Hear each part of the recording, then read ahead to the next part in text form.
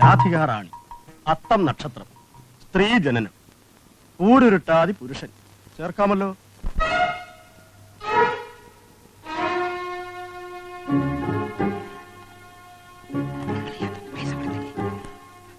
കാർത്തികാദേവി തിരുവാതിര, ഊരുരുട്ടാതി പുരുഷൻ.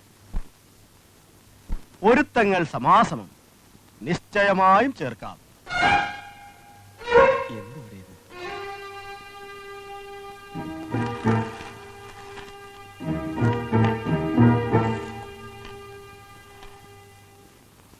ഹേമകുമാരി, അശ്വതി, സ്ത്രീ ജനനം, പുരുഷൻ പൂരുരുട്ടാതി. ഉത്തമമാണല്ലോ, ചേർക്കാം. പൊരുത്തം സമാസമം.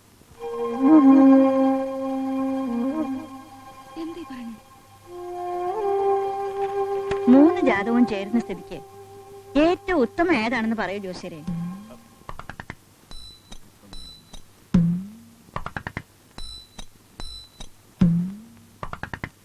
ഏതാ ഏറ്റവും ഉത്തമം പറയാനാവില്ല. എന്നാലും ഏതെങ്കിലും ഒരു ചെറിയ വ്യത്യാസം കാണൂലേ? കാണുന്നില്ല. തറവാടിന്റെ പുണ്യം കൊണ്ടാവും മൂന്ന് ഒരുപോലെ ചേരുന്നു. കുടുംബത്തിന്റെ ഐക്യം അത് സൂചിപ്പിക്കുന്നത്. ആ കേട്ടോളൂ, മൂന്ന് ജാതകവും ഇങ്ങനെയുള്ള സ്ഥിതിക്ക് എന്താ വേണ്ടതെന്ന് നിങ്ങൾ മൂന്ന് കൂട്ടരും കൂടെ ഒരു തീരുമാനത്തിലെത്തുക. ശ്രീകൃഷ്ണന് 16,008 കൊച്ചുകൃഷ്ണന് 3 ആവാം. അമ്പോറ്റി അല്ല, പറഞ്ഞേ ഉള്ളൂ.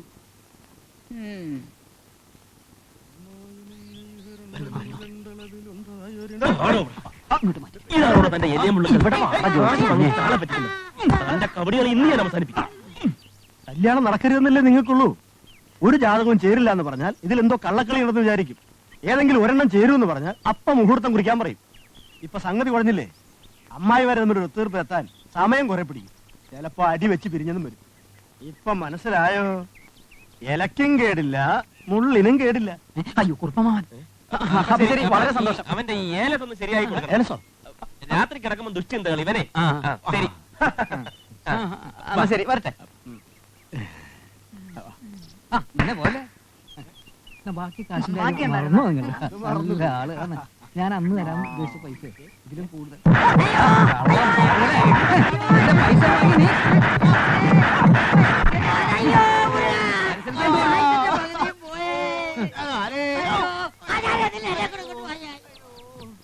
ഞാനത് നിങ്ങൾക്ക് തന്നില്ലെങ്കിലേ പാറു ഇത് എനിക്കിട്ട് വരും. തീരുമാനം 3 അമ്മായിമാർക്കും വിട്ട സ്ഥിതിക്ക് ഇനിയിപ്പോ അവര് തമ്മിലാവും മഴക്കും ബഹളവും. ഏതായാലും നമ്മൾ മനസ്സിൽ കണ്ടപ്പോ ആ ജോലിസർ മാനത്ത് കണ്ടു.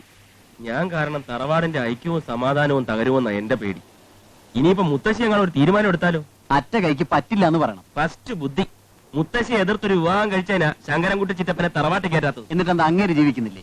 അങ്ങേരുടെ ചങ്കൂറ്റം പോലും നിനക്കില്ലാതെ പോയല്ലോടാ. ഇല്ലാഞ്ഞിട്ടല്ല, കുഞ്ഞിലെ അച്ഛനും അമ്മയും നഷ്ടപ്പെട്ട എന്നെ വളർത്തി ഈ നിലയിലാക്കിയത് മുത്തശ്ശിയാണ്. അവരെ വേദനിപ്പിക്കണ്ടെന്ന് കരുതിയിട്ട്. ഇതൊക്കെ നേരത്തെ ആലോചിക്കണമായിരുന്നു. നിന്റെ സ്ഥാനത്ത് ഞാനായിരുന്നെങ്കിൽ ഞാൻ ഈ 3 അമ്മായിമാരെ മറിച്ച് പറഞ്ഞിട്ട് ഞാൻ തിരിച്ചിങ്ങനെ പറഞ്ഞ് തിരിച്ചിട്ട് ഇങ്ങനെയൊക്കെ തന്നെ പറ്റുള്ളൂ അല്ലേ? എടാ, പുറത്തു നിന്ന് നോക്കുമ്പോ എളുപ്പമാ, അകത്ത് വന്ന് കളിക്കുമ്പോഴേ എന്റെ പ്രയാസം മനസ്സിലാവും. നമ്മൾ ഏതായാലും കളിച്ചില്ലേ, ഇനി ജയിച്ചേ പറ്റൂ. എന്റെ മനസ്സിൽ ചില പ്ലാനൊക്കെ ഉണ്ട്. ഈ തറവാട്ടിലെ മൂത്ത മോള് ഞാനാ, ചെറുമക്കളിൽ മൂത്തവളെ രാധികയും. ആ ചിന്തയെങ്കിലും സുമതിക്കുട്ടിക്കും പാറക്കുട്ടിക്കും വേണ്ടേ? അവരെ കുറ്റം പറഞ്ഞിട്ട് കാര്യമില്ല അമ്മായി. 3ാം തലമുറയിലെ ഒരേ ഒരു ആൺതരി. അവന്റെ പൊസിഷൻ, ശമ്പളം, ആരെ ഇങ്ങനൊരു ചെറുക്കനെ വേണ്ടാന്ന് വെക്കുക. പിന്നെ മുത്തശ്ശിയുടെ കാലശേഷം ഈ തറവാടും അവനാ. ഓ, ഞാൻ അതൊന്നും ഓർത്തിട്ടല്ല. രാധികയ്ക്ക് പണ്ടേ മനസ്സിൽ അങ്ങനെ ഒരു ആഗ്രഹം ഉണ്ടായിപ്പോയി, അതുകൊണ്ടാ. അങ്ങനെ വരട്ടെ. ഇതിനാണ് മനപ്പൊരുത്തം പറയുന്നത്. കൊച്ചുകൃഷ്ണന്റെ മനസ്സിൽ പിന്നെ എന്തുവാന്ന വിചാരം? ഹൃദയം ഇടിക്കുന്നത് പോലും രാധിക രാധിക എന്നല്ലേ? അവൻ എന്തെങ്കിലും പറഞ്ഞോ? എന്തിനാ പറയുന്നത്? അവൻ താമസിക്കുന്ന മുറിയിലോട്ട് കയറി ചെന്നാ കാണാം ഈ വലിപ്പത്തിലൊരു ഫോട്ടോ. ആരുടെ? രാധികയുടെ. കാലത്ത് എഴുന്നേക്കുമ്പോ കണി കാണാനാണത്രേ. ചെറുപ്പം മുതലേ അവന്റെ മനസ്സിൽ രാധികയുടെ രൂപം, ഈ രൂപത്തൊട്ടിൽ അശോകചക്രം പതിക്കൂലേ, അതുപോലെ അങ്ങ് പതിഞ്ഞു പോയിന്ന്. അവന് നേരിട്ട് പറയാനുള്ള മടി കൊണ്ടല്ലേ എന്നെ അയച്ചത്. ഇത് കേട്ടില്ലേ? രണ്ടുപേരും പറയുന്നത് ഞാൻ കേൾക്കുന്നുണ്ട് ലക്ഷ്മി. അല്ല അവർക്ക് അങ്ങനെ ഒരു ആഗ്രഹമുള്ള സ്ഥിതിക്ക് നമ്മൾ വേണം അത് നടത്തി കൊടുക്കാൻ. ഓ എന്ന് പറഞ്ഞാ പോരാ, അമ്മാവനും അമ്മായും കൂടെ വേണം അതിന് മുൻകൈ എടുക്കാൻ. മുൻകൈ എടുക്കണം എന്ന് പറഞ്ഞാൽ ഞാനത് ഉറപ്പെടുക്കാനാ. നിങ്ങളൊന്നും മിണ്ടാതിരിക്കൂ. ഈ കാര്യത്തിൽ എനിക്കൊരല്പം നിർബന്ധബുദ്ധി ഉണ്ടെന്ന് തന്നെ കൂട്ടിക്കൊള്ളൂ. ദാ, ഈ വീറും വാശി മനസ്സിലുണ്ടെങ്കിൽ പിന്നെ പ്രശ്നമേ ഇല്ല. കൊച്ചു കൃഷ്ണനും കാർത്തികയും തമ്മിലുള്ള വിവാഹമേ നടക്കൂ.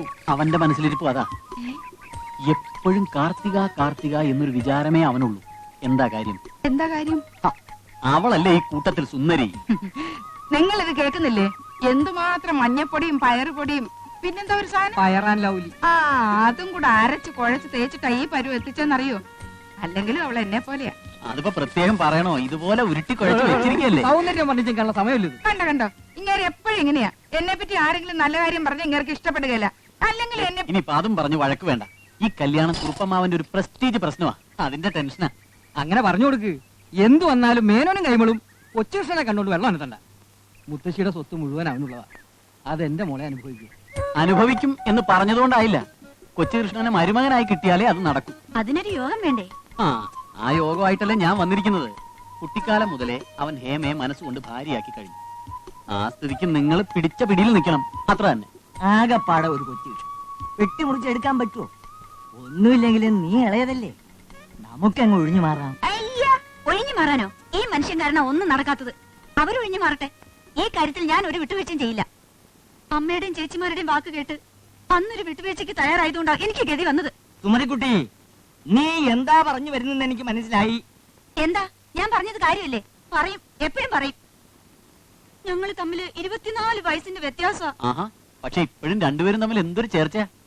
ഇവളിത് കണ്ണി കണ്ടോടൊക്കെ പറഞ്ഞ് എനിക്ക് എണീറ്റ് നിൽക്കാൻ പറ്റാത്ത അവസ്ഥയായി. സത്യമല്ലേ പറഞ്ഞത്? എല്ലാരും കൂടെ ചേർന്ന് എന്നെ ചതിച്ചതാ. ആരാടി ചോദിച്ചത്? ചൊവ്വാദോഷമുള്ള ജാതകം കൊണ്ട് നിന്റെ അമ്മ നാട് നീളെ നടന്നല്ലേ? ഇപ്പൊ നമ്മൾ മോളുടെ കല്യാണക്കാരും അല്ലേ ചർച്ച ചെയ്യുന്നത്, അമ്മയുടെ അല്ലല്ലോ. വയസ്സിന്റെ കാര്യം പറഞ്ഞ് തർക്കിക്കാൻ. ആദ്യം തന്നെ നിങ്ങൾ ഒരു തീരുമാനത്തിലെത്തും. മോളുടെ കല്യാണം നടത്തണോ അതോ നിങ്ങൾ തമ്മിൽ ഡൈവോഴ്സ് ചെയ്യണോന്ന്. രണ്ടായാലും എന്റെ സഹായം ഉണ്ടാവും. എന്ത് പ്രശ്നം ഉണ്ടായാലും ശരി, ആരൊക്കെ പിണങ്ങിയാലും ശരി, കൊച്ചുകൃഷ്ണ ഹേമയുടെ കഴുത്തിലെ താലി കെട്ടു. ആഹാ, ഈ വീറും വാശിയും അവസാനം വരെ ഉണ്ടായാൽ നമ്മൾ രക്ഷപ്പെട്ടു. ഈ കിളവൻ എങ്ങനെയെങ്കിലും ഒന്ന് പറഞ്ഞു ഒതുക്ക്. വെക്കാനുള്ള ഒരു പാട്. കൊച്ചുകൃഷ്ണേട്ടനെ ഞാൻ തന്നെ കെട്ടണമെന്ന് വലിയ നിർബന്ധാണല്ലേ? അല്ല, നിർബന്ധമൊന്നുമില്ല.